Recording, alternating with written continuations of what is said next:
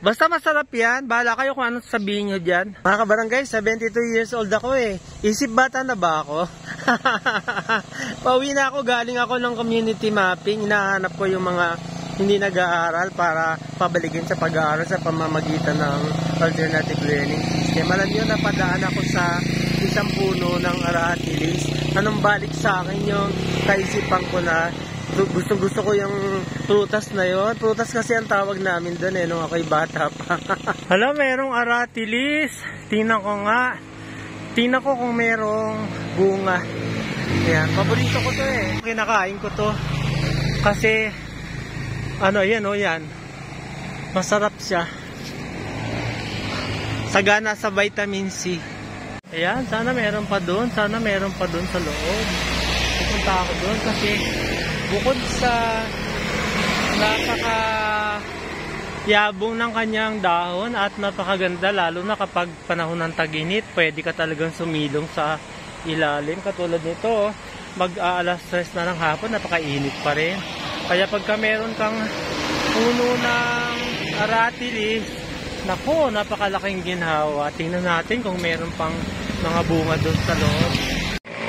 Ayun, meron o. Ayun o. Ito o. Yan.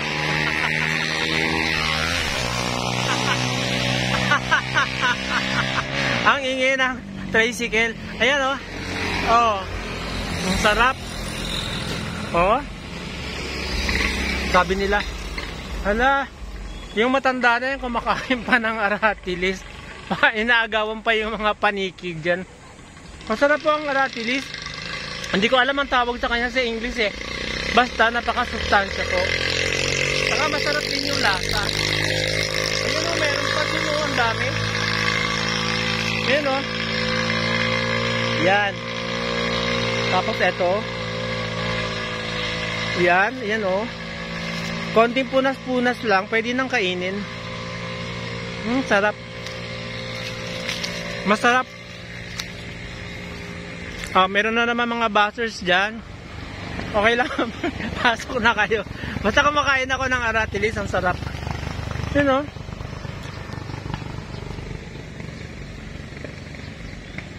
Yan, bukod sa malilim yung puno, yun o, ay masarap pa yung bunga. Masarap po talaga, promise. Kaya nga hindi halata na 72 years old ako eh. Kasi kahit ano ko nakakain. Ayun, ang dami. Ang dami. Ayun o. Ayun o, ayun o. Oh.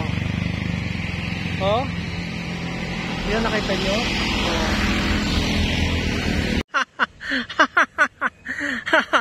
Basta masarap yan. Bahala kayo kung anong sabihin nyo dyan. Oh, sarap oh.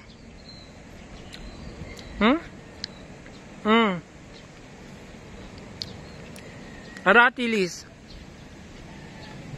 Alam ko tawag na iba dito eh, mansanitas. Kasi para siyang mansanas na maliliit. Sarap.